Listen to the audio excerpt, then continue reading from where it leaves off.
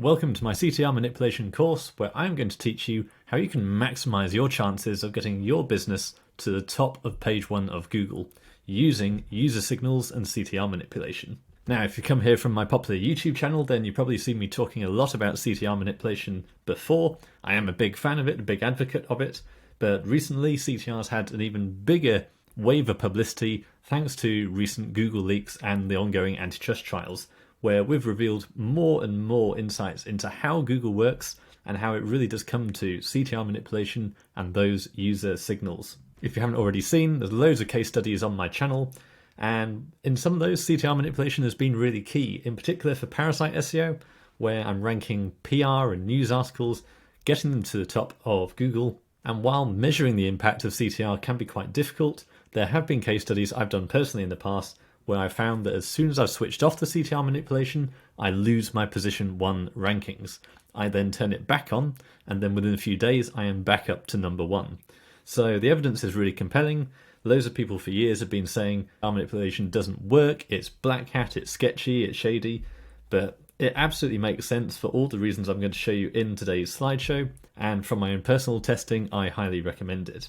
The issue with it is quite complicated to set up, so that's exactly why I put this course together, because I can refer you to a tool, no problem at all. But at the same time, there's no point in giving you a tool if you're then stuck with having to set it up. I've literally had people sign up for consulting calls with me to painstakingly take them through the process of setting up a server, installing the tool, working out proxies, other people messaging me every day saying I've done step 1, but now I'm having an issue with this and that. So I thought, let's get it all out of the way. We'll put my full process into a course. And what I've done is, over the last week, repeated the process multiple times of setting up CTR manipulation tools on the server, and repeated it multiple times to work out all the problems you can encounter along the way. So in today's course, I fully feel that this is a really comprehensive course. If you stick to exactly what I say, then you'll be up and running within a matter of hours. But first, why should you care? If it's such a pain to actually set up, why should you do it? And how does it all work? Well, what do we mean by CTR manipulation? Basically, CTR is click-through rate, which basically means of all the impressions that a listing gets, how many clicks does it get? So if a particular Google search result gets 100 views per month and you get clicked on 10 times, then you have a 10% click-through rate. And that applies to paid ads, it applies to organic. And the way we generally talk about it is how much traffic you get from Google, because it's well known that position 1 gets double the traffic of position 2, and position 2 gets double the traffic of position 3. So quite often people will think we're on page 1, we're at position 7, we're done. Surely it's only incremental benefits to getting up to position 1. Actually, the chances are you're only at 10% of your potential there, because as we know, getting from the bottom of page 1 to the top of page 1, it's not this straight line graph with incremental improvements, it's much more logarithmic, and that you go up and up and up significantly with each position you can climb. And that's why it's so important to use techniques like CTR manipulation, because there are untold benefits. If you can just get that slight edge over your competition, even just getting up from position 4 to position 3 to position 2 can unlock massive results for your business. Now, the phrase we use for this is CTR manipulation, the idea being that if you get more clicks, you get a higher click-through rate, then Google will rank you higher. Plus, you're getting more traffic, so of course you want to increase your CTR anyway. If you increase your CTR, then you're getting more of those engaged leads through to your website. But when we get onto the topic of CTR manipulation, it's no longer about just how many clicks you get to the website. It's about how we can actually get Google to recognize a higher click-through rate and push us higher up the rankings. Now, the reason for that is not just about click-through rate. It actually comes down to dwell time and bounce rate. So when I talk about CTR manipulation, I think it's far more useful to actually think of this in terms of user signals, because what we're talking about is not just the click-through rate. It's the fact that we want people to click on your result, but then also spend time on your actual result, because that shows to Google you have the best answer to their solution. You have solved their problem for them. Google fundamentally is meant to be a user experience company. That might be a little different these days with recent changes to their monetization strategy, but fundamentally, Google always wants to give the best experience to the user, because that's how they built their 95% market share of the search market over the last 20 years or so.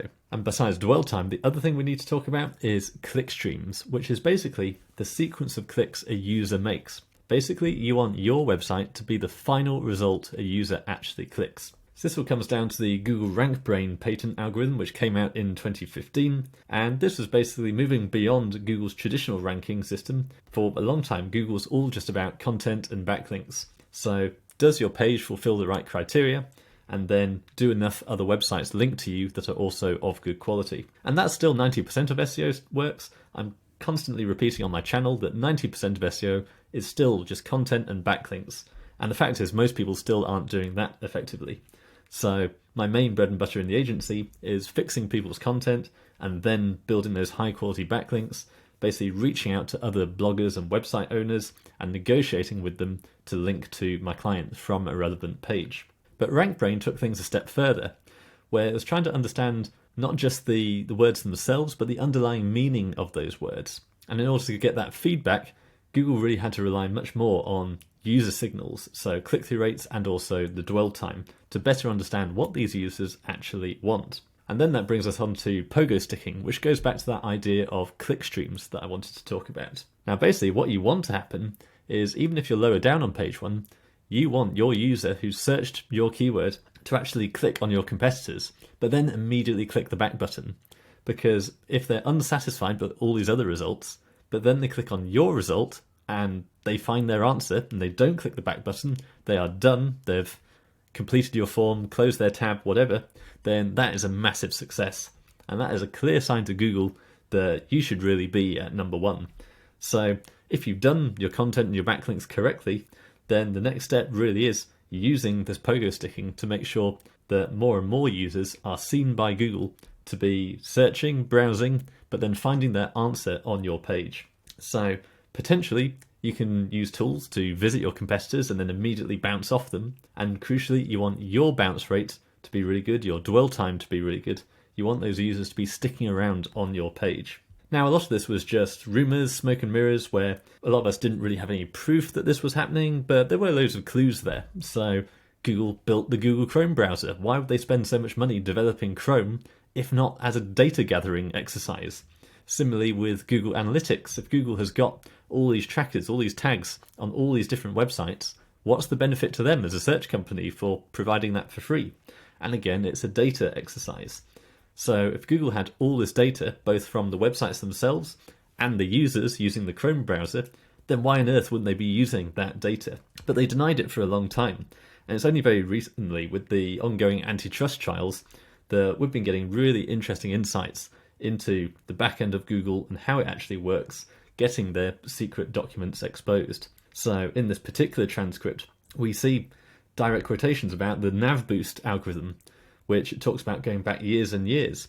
And it says the system memorizes past clicks that have been issued for past queries, right? Yes. And it's trained on user data? Yes, it is. And NavBoost memorizes this information for all queries received in the past 13 months? That is correct. And before 2017, NavBoost memorized this information for all queries received for 18 months. So this is in plain writing, true evidence that Google has been monitoring user experience signals for websites rankings for a long period of time. And then more recently, this came out in, I think, October, again from the antitrust trials. This was an internal document that was, you can see at the bottom, it says Google, confidential and proprietary. And it basically acknowledges the fact that Google cannot fully understand every possible website. Remember, Google is just a machine. It's got to operate at massive scale across thousands of websites, millions of user queries. How on earth is it going to be as smart as it claims to be? So it can't. It's actually got to be really simple. So the three pillars of ranking, exactly what was suspected for a long time. It's the body. So when it says document, it just means the page. So what the page says about itself. What's on the page? What kinds of entities does it talk about? How is it structured? What are the keywords? And then anchors. And anchors are backlinks. That's what the web says about the document. Do you have backlinks from relevant pages pointing at your page saying this is a page about X, about local plumbers, about legal services? But then we have user interactions, what users say about the document. And there's even an explanation here of what clicks user interactions actually means.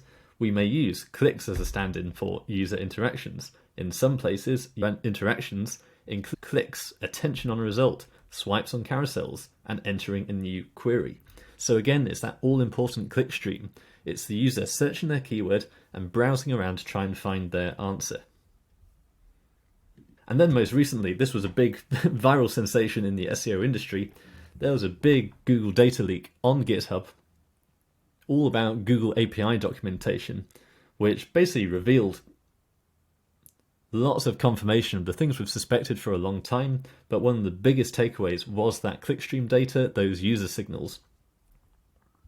So this screenshot, you don't have to understand it, but it is literally about good and bad clicks in terms of, is this a click where they've immediately left the page immediately after and gone back to the search results, or is it a good click where they've clicked on the search result and they've stayed there, they've found their answer, they've stayed on that website.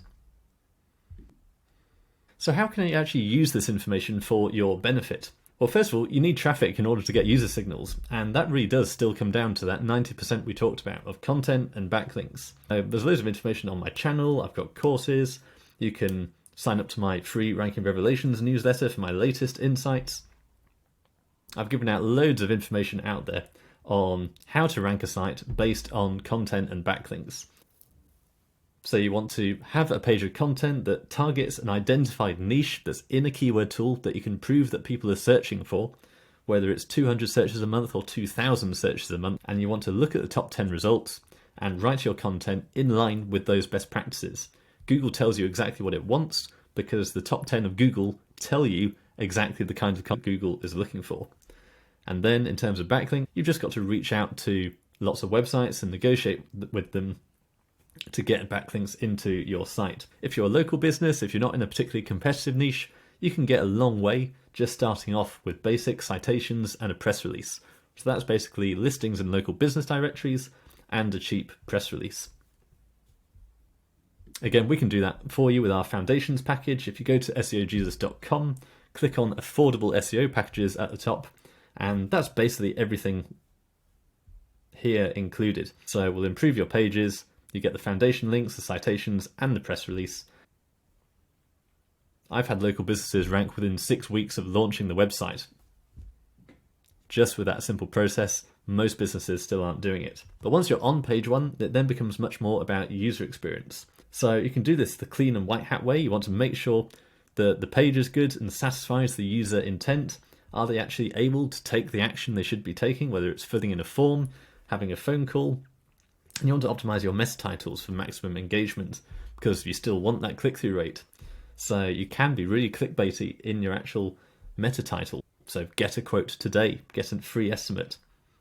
But then after that, once you've maxed out all those options, then it makes sense to use CTR manipulation tools because why wouldn't you? You need to get that edge over your competitors. And what I teach in this course is how to use these tools extremely gently and undetectably. Because the path to CTR success is all about being gentle. You're already getting good traffic into your site.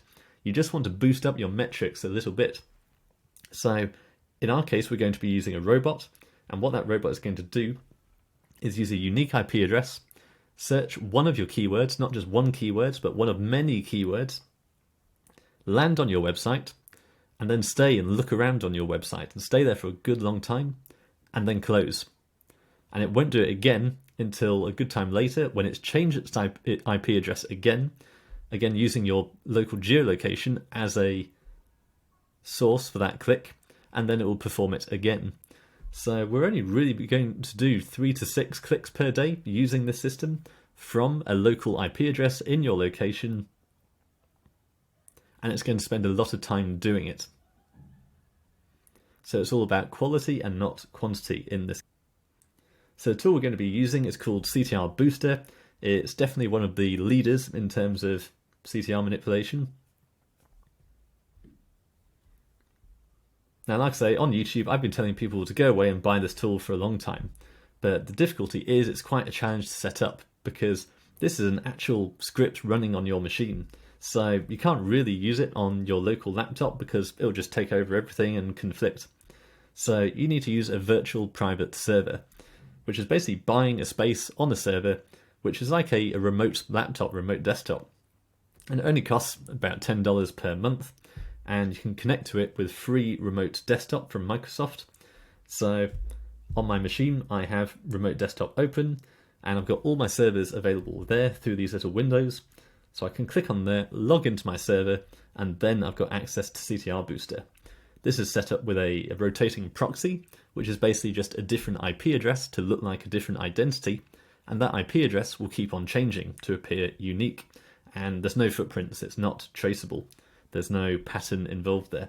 All Google can see is these unique clicks from your location that are finding your solution, and then they're happy, they're satisfied, they close the tab. And the beauty of running this on a server is you can then close down remote desktop, and that server is still somewhere in the world working away with CTR Booster running for you.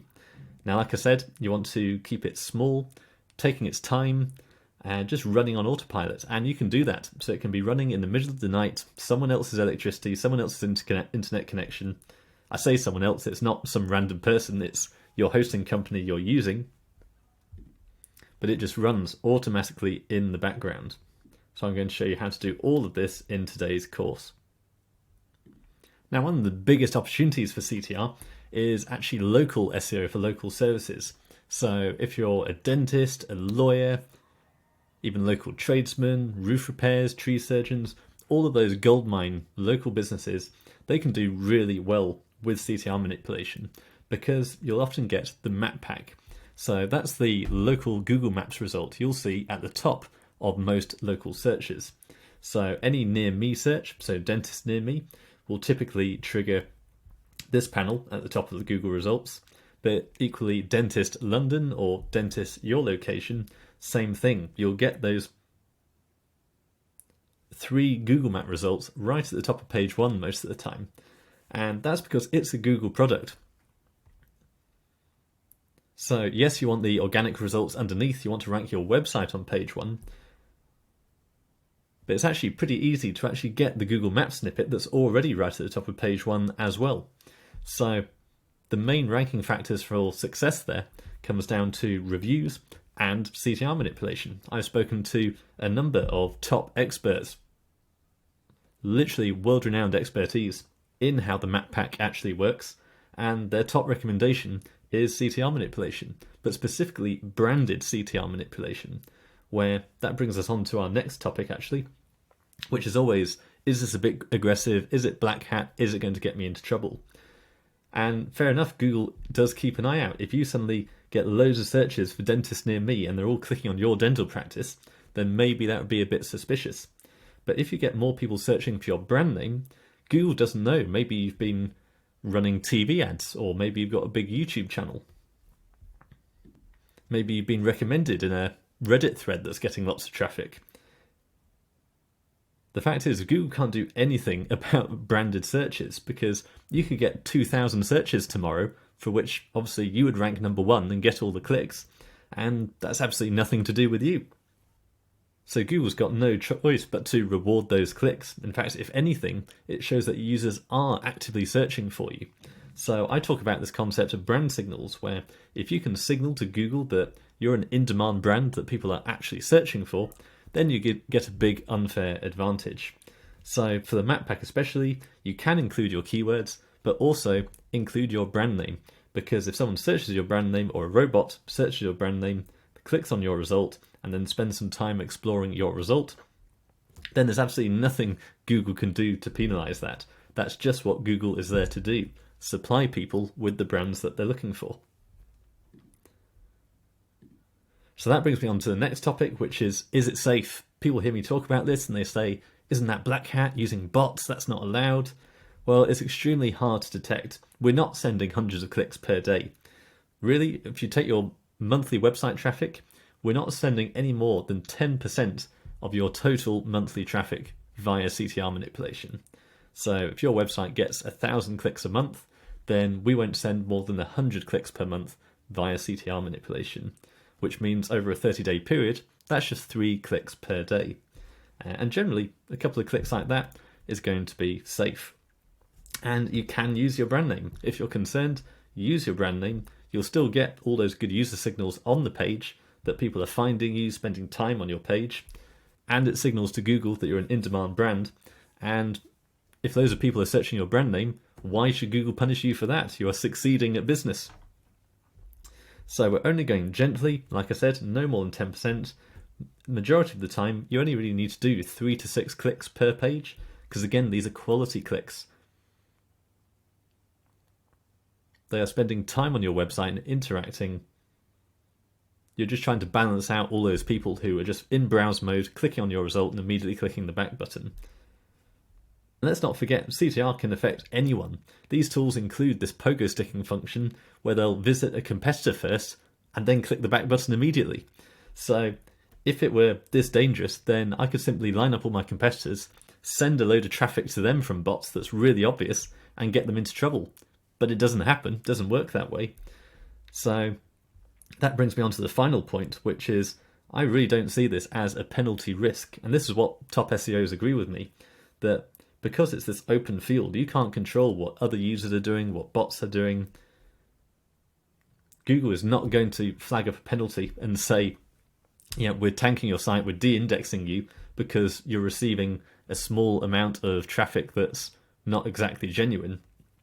This is on top of everything else. It's hard to detect. We use high quality traffic, rotating proxy, looks absolutely legitimate, and we're only doing it a small amount. So what's Google going to do about it? They can't come along and say, you're being dodgy, we're de-indexing you. The worst case scenario with CTR manipulation is you just don't get the benefit. They don't think those clicks are real, therefore they'll remove the benefit of those clicks. And that's it. You're not going to be de-indexed. Now, by this point, you probably agree CTR manipulation is a no-brainer. It just makes sense. Google has pretty much revealed this is a key part of its algorithm. And if you're smart about it, you can get well ahead of your competition because very few of them will actually be doing this. So what's the catch? Naturally, you want to know how much does it actually cost? Well, a CTR booster license is $197 upfront and then $15 per month as a subscription. The correct proxy to use with it costs $77 per month. And your virtual private server is probably going to cost between $10 and $20 per month. And then we have your time. As I've said multiple times, everyone gets it wrong. Actually setting up the VPS, getting the proxies right, setting up the campaigns right, things blow up, you've got to monitor it. So it is a faff, I'm not going to lie to you. It does take a lot of care to actually set it up in the first place, and you've got to monitor it. So if you're a busy entrepreneur, you do have to question, is this a low value task you can just hand off to someone else, where the results make it worthwhile to do, but it shouldn't be you doing it, because you're the mastermind of your business. You can be charging $500 an hour for what you do. So why would you get bogged down with trying to set up a server? On the other hand, like me, you could be very DIY and decide that you do really want to get to grips with this, in which case you might be happy to make that investment. So I leave it entirely down to you. I've left your time here as open-ended. You've got to decide what is the value of your time. Do you want to spend 10 hours learning about this process and setting it up? Or do you just want to hand it off? And that's where I can offer you the alternative. It's going to cost you at least $100 per month to run CTR manipulation. This is taking out the $197 one-off fee. This is just taking the $15 monthly subscription, the $77 proxy, and your VPS server, and ignoring your time. So if we take out your time and the one-off fee, only look at those fixed monthly subscription costs, then it's going to come to at least $100 per month, which is not a lot if you're actually going to use it. I know people who have basically downplayed their link building budgets, reduced their ads budget because CTR is working so well for them. However, that might not be the case for you. If you don't want to be logging into the server on a regular basis, trying to working out what's gone wrong, you can just leave it for us, because I've only just launched this service. It's been in popular demand for a long time. Those calls I mentioned where people are saying, it's not working, can you just do it for me? And initially I was saying no, because it's tough to do, and I want to make sure I do a good job of it. So it's been a long time getting my team fully trained on how to actually operate the tool. And I knew that if we launched such a service, given that you can do it yourself for $100 per month, we had to make sure we were competitive at that level. And therefore, to us, it's not going to cost much more than $100 per month. So that service is now live due to popular demand. We've only got a limited number of places, because with these servers, these tools, they do get overloaded. So we've only got a limited number of places at any one time, but I'll leave a link below this video and you can go to the page and sign up if those places are available. Otherwise, it's going to be a waiting list and they will notify you when that becomes available. So really trying to make that a no-brainer for you. It's going to cost you at least $100 a month to do it yourself, or we can do it for the same price and you save all of the headache. It all comes down to this factor: how much do you value your time? If you don't value your time much, then by all means do it all yourself. If you do value your time and just want it done for you, then let us do it for you. That's the end of the sales pitch, because you're here for a course on how to implement CTR manipulation for yourself. So we are going to get on with the course. It's going to give you everything you need, no catches, everything you need to do it yourself. But if you don't want to do it yourself, then there's this other option for you. I wish you the best of luck. And of course, before you make up your mind, make sure you go through the course, complete every module, because that will tell you the ultimate sign of, do you want to do this yourself or do you want us to do it for you? So best of luck to you.